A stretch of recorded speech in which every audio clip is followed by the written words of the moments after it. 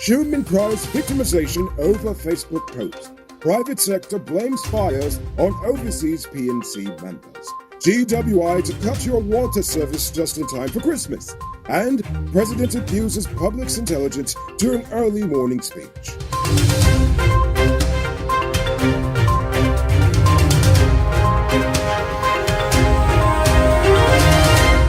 I'm Noriko Bulford and welcome to tonight's edition of Uncut News. Do you see news happening? Send us a tip on WhatsApp at 592-659-6151. Sherman has claimed that his job as aviation advisor with the government was recently threatened after he criticized the PPP about the salary increases on Facebook. He said he is already facing an interruption in doing business, and he is upset that they are doing this to him despite the personal sacrifices he has made in order to enter politics, such as giving up his Canadian citizenship. He has also asked others in the diaspora to take note, and he has registered his concerns with the international missions in Guyana. The latest edition of OPEC's monthly oil market report identified Guyana as a key non-OPEC oil-producing country, taking note of the fact that we will be pumping well over 1 million barrels of oil a day by the end of the decade. Well, actually, well before that, but you get the idea. Guyana has been named among the main drivers of the 2021 supply growth, and this is a spot we're expected to hold well into 2022. Speaking of oil, the private sector is vexed that Exxon treats them like a public servant forced to wait 2 to 3 months for their first paycheck. Several local companies have complained that Exxon and its subcontractors will only pay for goods and services 60 to 90 days after the job is completed. While Exxon argues that this is industry standard behavior, the private sector used the age-old "this is Guyana" excuse. Speaking of the private sector and their complaints, the PSC is making the bold and reckless claim that the 2 recent fires at police buildings were caused by the rhetoric of political activists outside of Ghana. They also said that the fires represent an obvious threat to the maintenance of law and good order. Even though no one under the age of 60 cares about Rickford Burke, the old farts on the commission are convinced that his long and incoherent anti-PPP rants on Facebook were enough to turn young APNU supporters into serial arsonists against the government. Hello, PSC. This is 1992 calling. They want their stereotypes back. Now it's time to tell you about Best Buy's car of the day. Currently on sale is this 2011 Subaru Forester XT. It comes with all-wheel drive, driving modes, Bluetooth, mag rims, new tires, TV, CD, stereo, reverse camera, rear spoiler, and much, much more. Buy cash for $4.7 million, or pay down as low as $940,000 with around $106,500 monthly for 4 years, and it is yours. Call or WhatsApp 662-0844 for more info, or visit their showrooms at Lot 171 Peter Street, Queenstown, or Lot 2 Lama Street, and tell them Noriko sent you for this sweet, sweet day. An early morning raid of the Tamiri prisons resulted in the seizure of several cell phones, a quantity of marijuana seeds and oil, 3 packs of cigarettes, cigarette lighters, 1 improvised smoking utensils, 8 cell phones, several razor blades, several improvised weapons, bottles of pepper sauce, and bottles of prison wine. Good to see they're being industrious while in prison. Over in quarantine, a 69-year-old man and his daughter's fiancé were arrested on Friday after the old man threw a cup of hot oil in his face because the drunken idiot slapped the man's stepdaughter.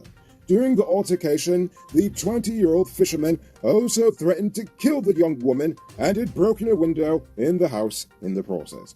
The fisherman was treated at the hospital and then sent to the police station along with the old man. Although I really don't understand why they sent the old man to jail. I mean, come on, they should be giving him a medal. Anyway, yesterday, crazed Colombian criminal Alberto Jose hopped over the prisoner's deck at the Wales Magistrates Court and attacked his accuser, a Venezuelan woman, choking her until a cop had to literally pull him off of her, all in full view of the magistrate who was about to convict him.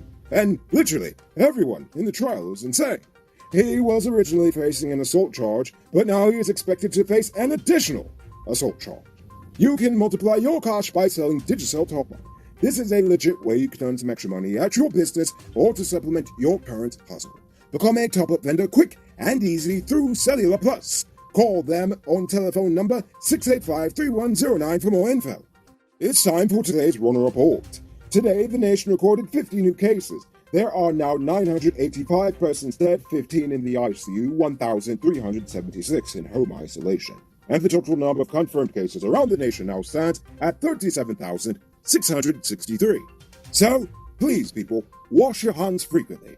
Avoid touching your nose and mouth and mask up before you leave the house. When you do leave your home, try to avoid enclosed spaces and large crowds. And remember to give 6 feet of space between you and others.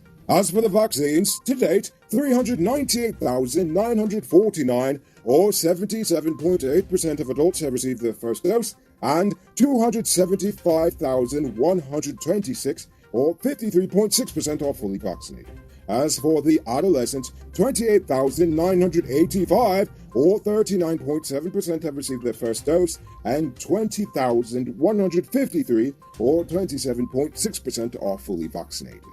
GWI is cutting off your water just in time for the holiday season. The campaign, dubbed Let It Flow and Keep the Glow, oh gosh, it's terrible. Well, anyway, this campaign is targeting customers with outstanding balances as well as current charges. Instead of blaming mismanagement of resources and the increase in subsidies, they are saying that y'all have been using way too much water over the past few months, and they're about sick of it as they aren't making any money off of it. So they want you to pay up or have a dry Christmas. And now for our stupid news of the day. You know what I think is stupid? The fact that the president woke up early this morning just to tell us a set of stupidness. He went on for 40 minutes talking about how good public servants have it under the PPP compared to APNU. Not only was the speech so out of touch and full of half-truths and out-of-context numbers, but it was just even more insulting that he was sipping tea and coughing and poorly stumbling through a speech that was less about convincing the public of the positives of the PPP's governance and more of abuse out of APNU and everything they did over the past 5 years. He also accused trade unionists and everyone else complaining about the salary as political persons pushing an anti-PPP narrative and a whole bunch of fake news. This speech was like one right out of the Donald Trump playbook. I could barely get through it without feeling sick, honestly. He is touting cash grants and VAT discounts as if they are something good. But in this country, these so-called benefits for the people are just a legalized form of bribing the public to vote for the party in power. Admittedly, they do help a certain group of people, but it's 2021. With runaway inflation right now, the only real way to improve the living situation of a large amount of workers is to give them more money so they can have the freedom to make long-term financial choices on their own terms, then reinvest that money in the form of new homes, cars, and other economic activities. An extra $50 on your monthly salary and a little $100 every now and then is not going to do anything but A, waste taxpayer money, and B, create government dependency. And now, Schumann is learning that these same politicians that will love you in the morning will throw you under the bus by noon. Now you see why I would never put my head on a block for any of these politicians. And yet, like an abused woman, this country keeps running from one abusive and backwards party only to run into the arms of the other abusive backwards party. All I can say is that if Guyanese really want change, they have to get rid of both parties and start anew. Because if you truly believe for a second that either the PPP or the PNC will truly bring national unity and prosperity to Guyana, then you might be pretty stupid. Hey, I'm interrupting this program to let you know that not all truck parts are created equal. Some does work hard without any problems for a long time, while others does make your truck broke down quick and got you running your pockets again. Get genuine high-quality parts from Powered Automotive Truck Spares and Engine Parts and extend the life of your repair. They're the authorized dealer in Guyana for Hammer USA products like brake valves, clutch discs, universal bearings, and others.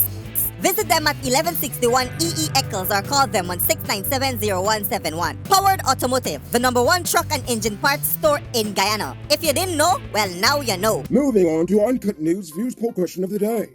Every day we pose a question about current events in Guyana, the region, the diaspora, and how you feel it relates to us. So you give your responses in the comments, and we'll read the best ones in the following episode.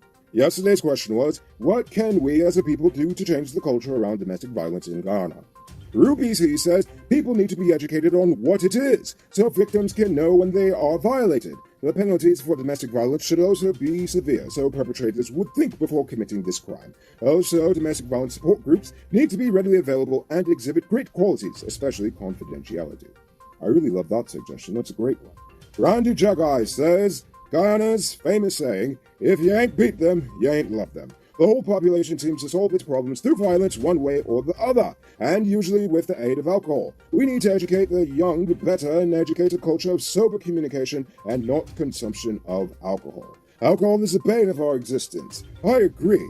Honestly, it's terrible. They really need to do something about this, and especially in terms of public drunkenness. In fact, Richie K agrees with you. He says domestic violence and alcoholism goes hand in hand. Stop encouraging the consumption of destructive alcohol. Decriminalize harmless cannabis. Well, I guess that's one way of dealing with it. Free the herb.